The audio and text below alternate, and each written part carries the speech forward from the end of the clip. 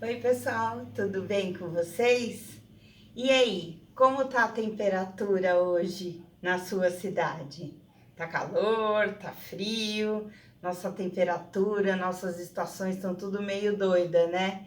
A gente tem inverno que vai de 6 graus e tem dias que tá 34 graus. Hoje, na gravação desse vídeo, nós estamos ainda no inverno e nós já tivemos dias de 34 graus. Difícil, né? Ou seja, todo mundo quer ter um conforto térmico. Tem pessoas que acabam passando muito mal no calor, acaba baixando a pressão, dá aquele desânimo, não consegue fazer nada, o dia não rende. E cada vez mais as pessoas estão buscando o quê? Ter um aparelho de ar condicionado em casa. É sobre ele mesmo que nós vamos falar no dia de hoje.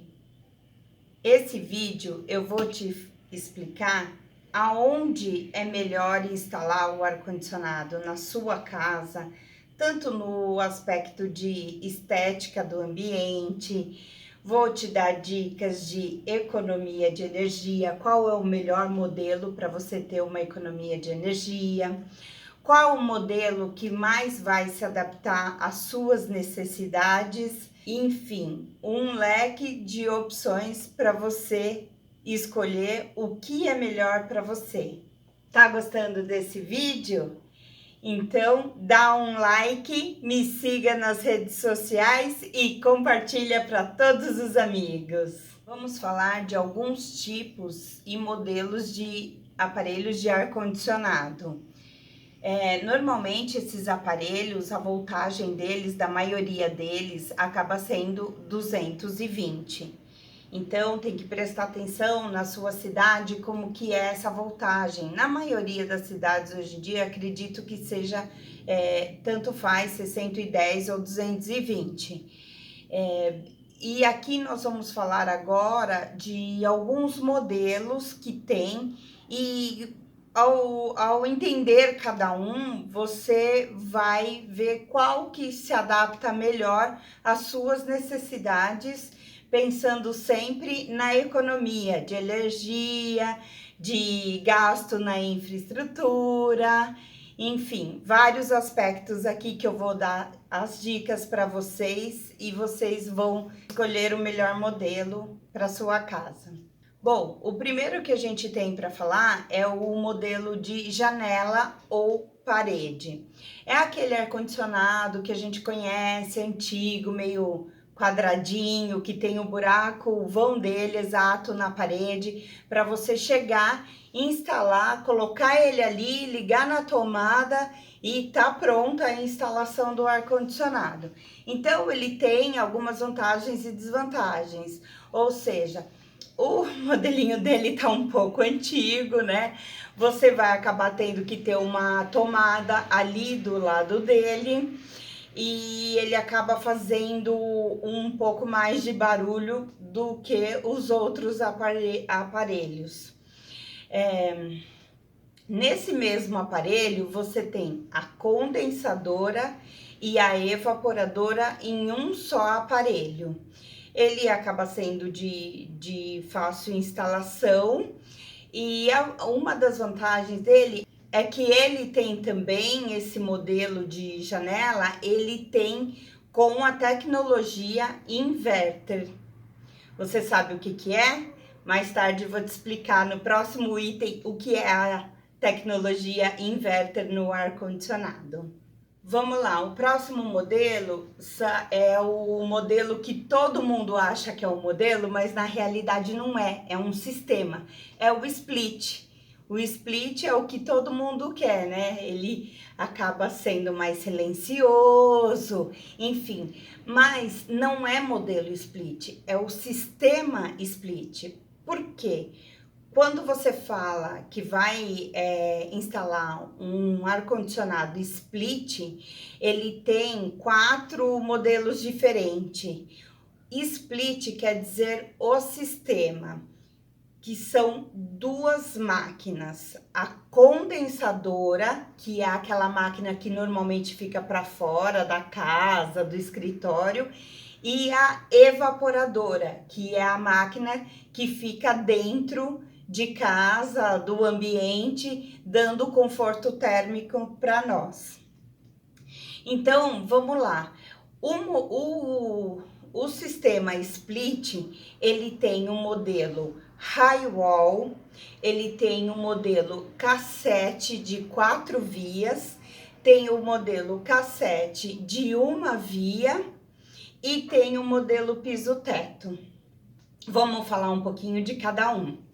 O modelo Highwall, eu diria que ele é usado para ambientes menores, que é aquele modelo que a gente vê em tudo quanto é lugar que a gente vai, na casa de todo mundo, que modelo que tem?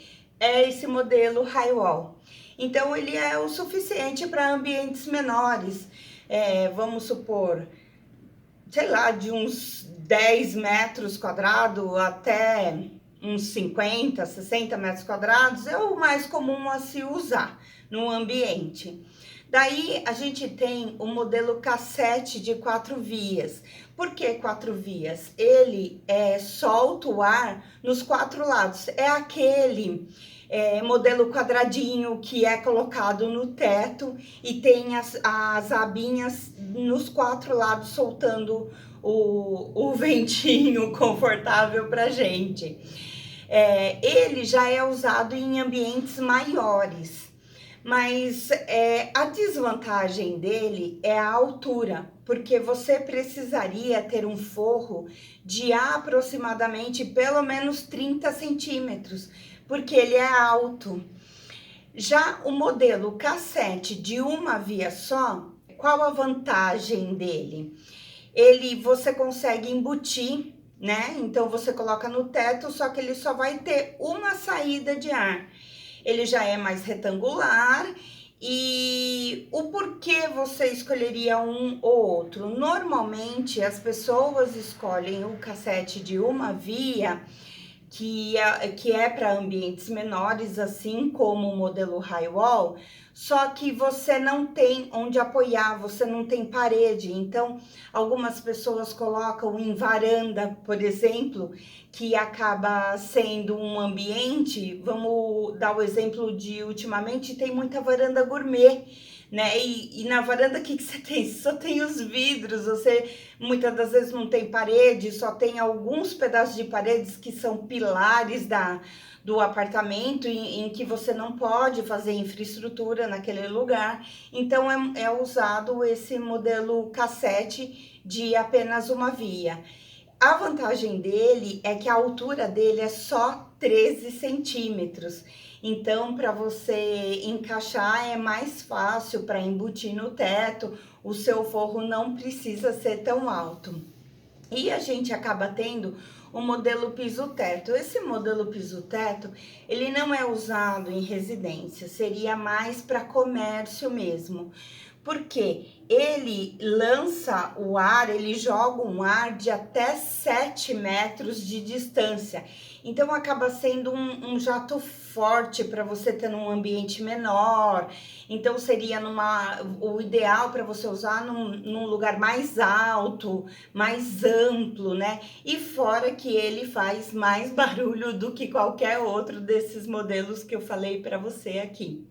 O split, esse sistema split, todos esses modelos que eu acabei de falar, todos eles têm o sistema inverter também. Vamos lá, aos modelos portáteis. O que é os modelos portáteis? Muitos já devem ter visto, ter conhecido. É aquele que parece um robozinho pequenininho e se você quiser, você leva para a sala, para o quarto, para onde quiser. Só que ele não é tão eficiente na potência dele, em resfriar o ar, e ele acaba tendo algumas desvantagens. Por um lado, ele é um pouco mais barato, você consegue levar para os ambientes, mas o que acontece? Como todo o aparelho de ar-condicionado, ele tende a tirar a umidade do ambiente. para resfriar. Com essa retirada, ele solta muita água, ele vai eliminar a água. E o reservatório dele é pequeno. Tem casos em que a pessoa vai dormir, deixa ele ligado e no outro dia tem uma poça de água enorme no quarto. E então daí é complicado, né? Outra coisa que as pessoas não gostam muito nele é porque é assim, qual o sistema de qualquer ar-condicionado?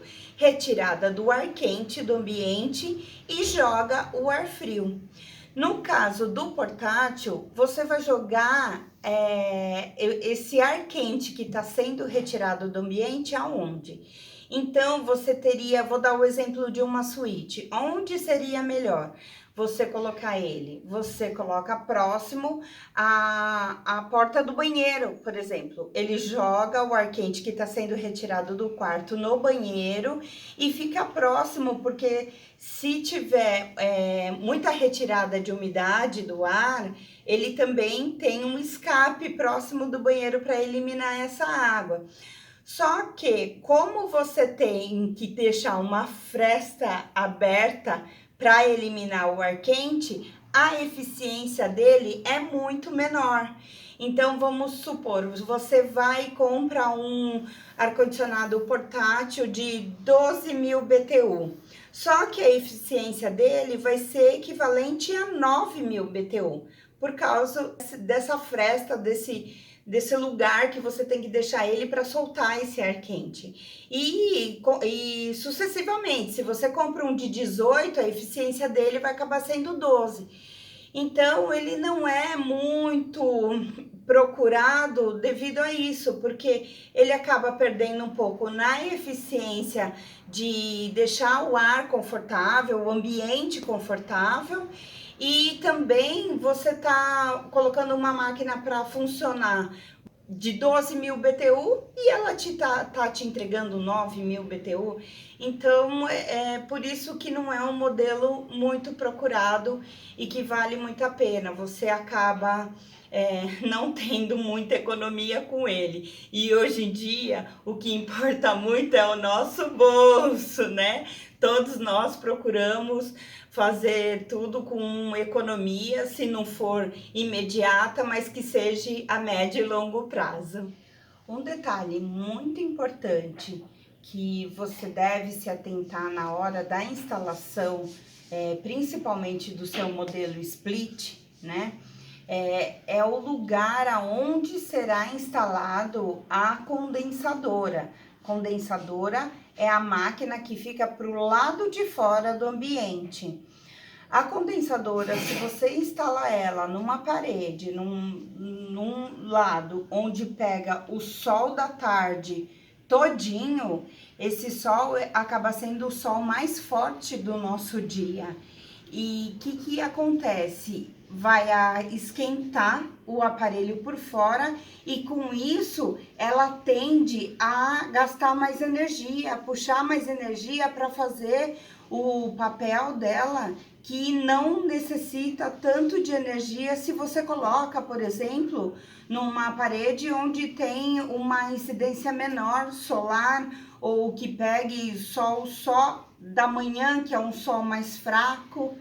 Fica a dica aí para você economizar energia na instalação do seu ar-condicionado. Um aparelho que as pessoas me perguntam muito sobre ele e que querem saber a função é a cortina de ar. Você nunca vê uma cortina de ar instalada numa residência. Você pode prestar atenção, essa cortina de ar ela é instalada normalmente em comércio, lojas, às vezes em farmácias. O que acontece? A função dessa cortina de ar, ela tem duas funções. Ela serve de barreira, tanto térmica quanto sanitária. Ou seja, você pode ver que quando você passa, é um jato de ar muito forte. Então, isso não deixa o ar quente de fora entrar para o ambiente que já está refrigerado. E outra coisa, ela serve de barreira sanitária. Vamos pensar numa cozinha industrial ou numa farmácia. O que que acontece? Se você não tem esse jato forte, a tendência de entrar mosca, mosquito, enfim, esses bichinhos que para um lado a gente acha tão inofensivo, mas para uma cozinha industrial, por exemplo, ele traz muita vírus, bactérias, enfim, não tem a menor condição de ter essa possibilidade. Então, é essa a função da cortina de ar. Vamos lá? Agora eu vou falar da tecnologia inverter, que eu já tinha comentado no começo e tenho certeza que vocês ficaram curiosos.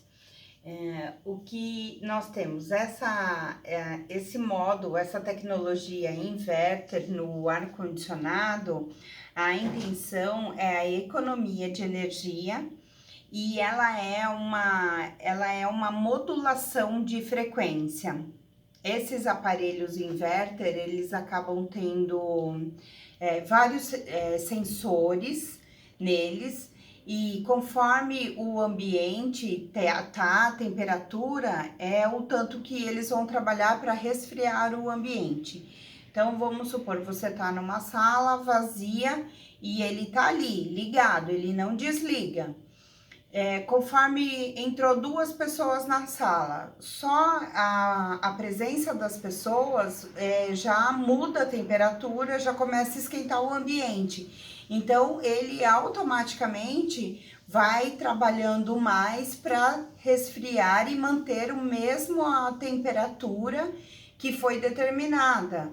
Como ele não desliga, acaba tendo uma economia de energia, porque os modelos de liga e desliga, eles acabam consumindo muita energia a hora que você vai lá e liga ele, porque ele tem que dar uma força total no motor para começar a resfriar o ambiente. Já a tecnologia inverter, como ele sempre está mantendo aquela temperatura, ele não vai ter os picos que teria o outro modelo.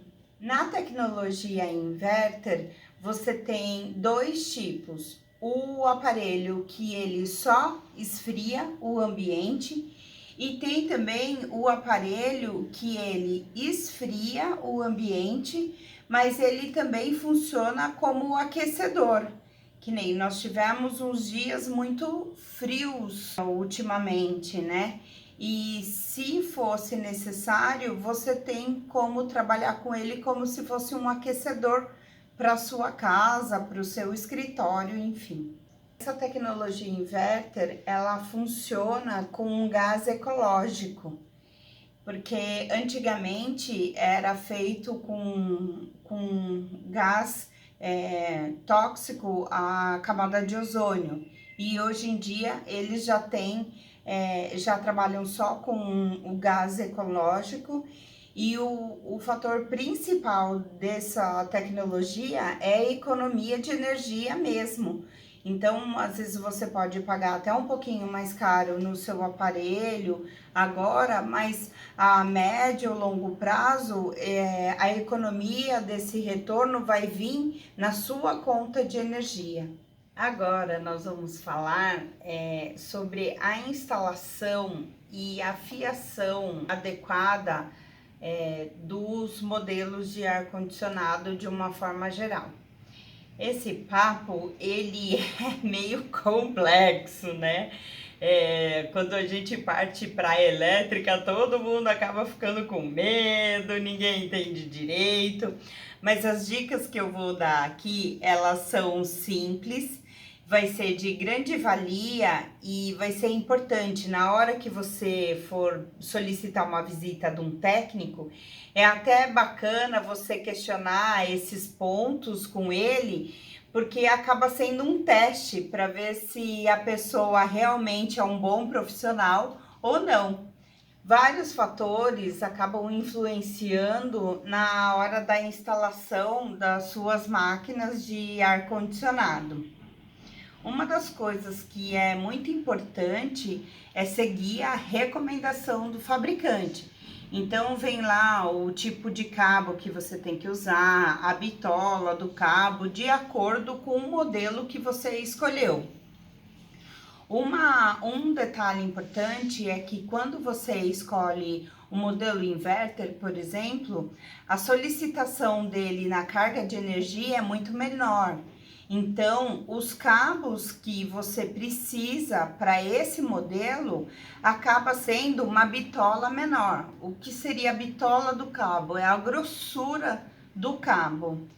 Os cabos para instalação de ar-condicionado são os cabos PPs. Esses cabos só para você ter uma ideia, é um cabo que dentro dele ele tem vários cabos mais finos. Uma coisa bem importante também é você verificar a capacidade elétrica da sua casa, do seu escritório, comparando com a capacidade elétrica necessária para um aparelho de ar-condicionado. Se você vai instalar um ou se você vai instalar 3 aparelhos, sua casa tenha a capacidade suficiente para a instalação de todas essas máquinas. Isso é muito importante. Mas o próprio técnico que vai fazer a instalação do seu ar-condicionado, ele pode te orientar com relação a isso. Uma coisa bem importante é que você tenha uma condensadora instalada para cada disjuntor. Ou seja, se der uma sobrecarga, ele vai desligar o disjuntor daquela condensadora específica. Lembrando que a condensadora é a máquina que fica fora de casa. Vamos falar um pouquinho de tubulação de refrigeração. Entre a condensadora e a evaporadora, a gente tem a tubulação de refrigeração. Quando você entra, às vezes, para fazer uma pesquisa na internet, o que eles dizem lá? Que essa tubulação pode ser tanto de cobre quanto de alumínio. Mas, na realidade, não é bem assim. O que acontece? Há um tempo atrás, foi implantado a tubulação de alumínio nas instalações de ar-condicionado. Só que não deu muito certo. Por quê? O alumínio, ele foi com a intenção de baratear a instalação. Só que se trata de um material muito frágil e com isso acaba tendo fissuras, rachados nessa tubulação e acaba vazando gás, dando problema, ou as máquinas não têm eficiência no seu trabalho. Porque o tubo de alumínio, além da fragilidade, ele tem uma baixa condutividade térmica. E outra coisa também, o que acontece, ele é muito sensível à solda. Então, na hora que você vai tentar fazer uma solda no tubo de alumínio, ele acaba furando.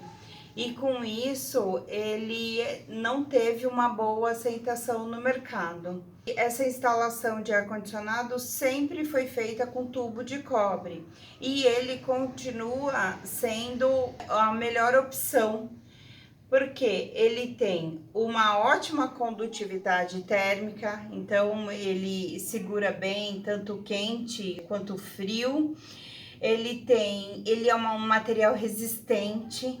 É muito difícil dar alguma trinca, alguma coisa nesse material. E ele aceita muito bem as soldas que muitas das vezes é necessário fazer. E além de tudo isso, ele acaba sendo recomendado pelos fabricantes das máquinas, coisa que não acontece com o alumínio. Com isso, os técnicos não querem fazer instalações quando a infraestrutura já está pronta e é de alumínio, porque os fabricantes não dão garantia. Consequentemente, um técnico vai na tua casa e a tubulação é de alumínio, ele também não vai dar garantia. Se o fabricante não está dando garantia, ele também não vai dar. Por quê? Com o tempo, às vezes na hora que ele instala tá tudo certo, tudo ok. Só que com o tempo pode haver uma trinca, como é um material frágil, ele vai tendo alguma trinca, alguma fissura e com isso a máquina vai perdendo eficiência. E daí você vai ligar para o técnico para ele vir fazer manutenção de uma coisa que não é boa. E a manutenção vai ser periódica.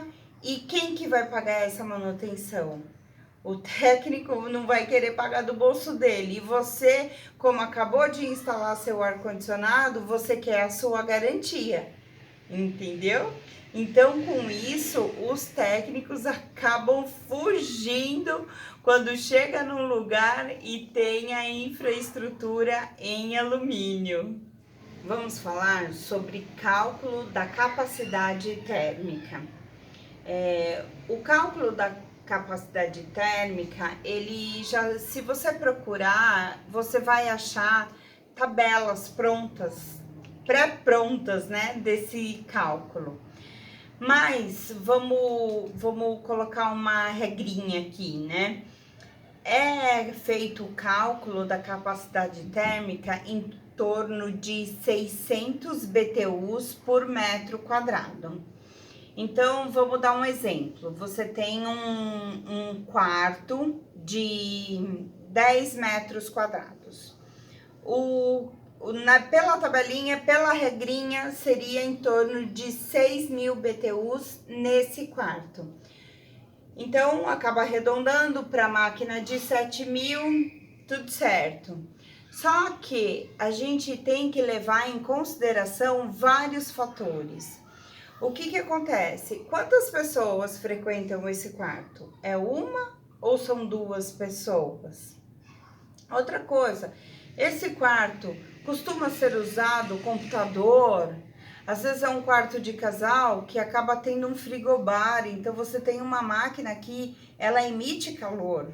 Então esse cálculo de 600 BTU por metro quadrado acaba sendo ineficiente.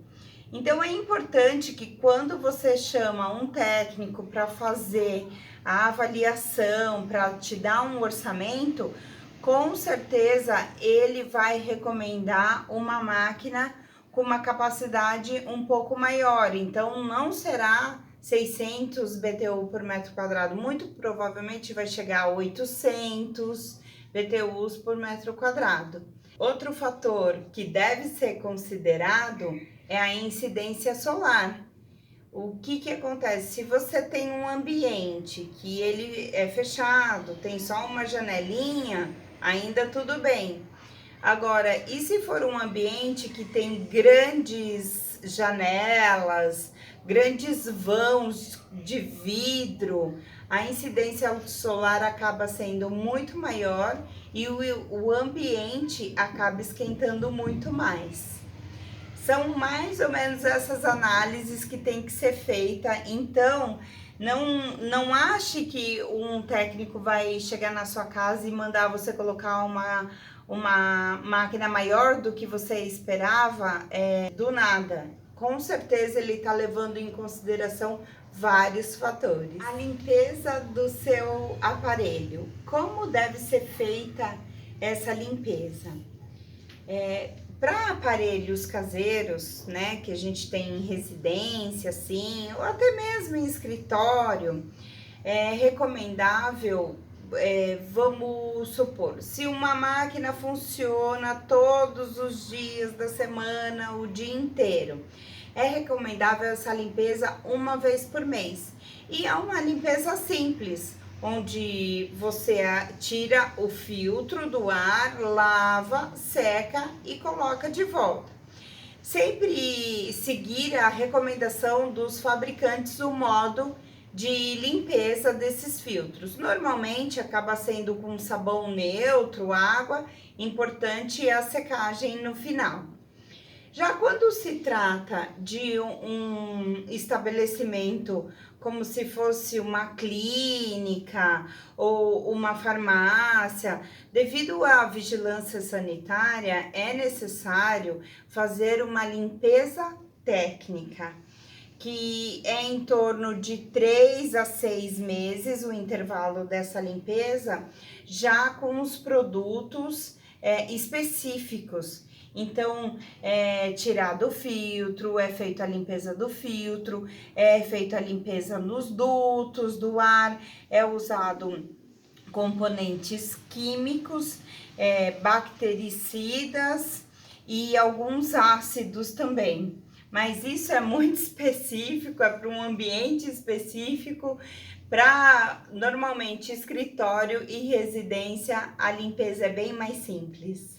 Vamos falar um pouquinho do conforto e da harmonia no ambiente onde vai ter o ar-condicionado. Embora as pessoas já estão muito acostumadas a entrar e ver um aparelho de ar-condicionado, muitas das vezes é importante que a gente faça a harmonia daquele aparelho no ambiente. Então, tem que pensar na hora da decoração, é interessante, de repente você coloca uma prateleira com umas fotos, uns portas-retratos ali em volta, dá uma disfarçada que tem aquele aparelho imenso ali, e no fim ninguém percebe que ele tá ali, né? Mais ou menos. E é importante, quando você for instalar um ar-condicionado, deixar ele acima do sofá ou acima da cama, para você não ter um jato de ar direto no rosto, porque uma coisa que era para ficar confortável acaba ficando desconfortável, porque é incômodo isso.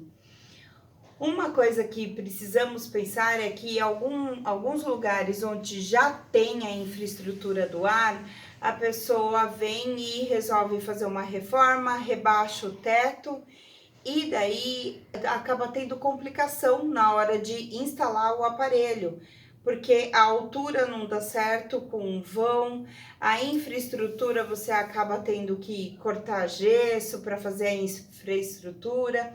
Então, o legal é que você pense em tudo isso antes de fazer qualquer coisa, para você não ter prejuízos, retrabalhos, que acaba gerando mais custo também, né?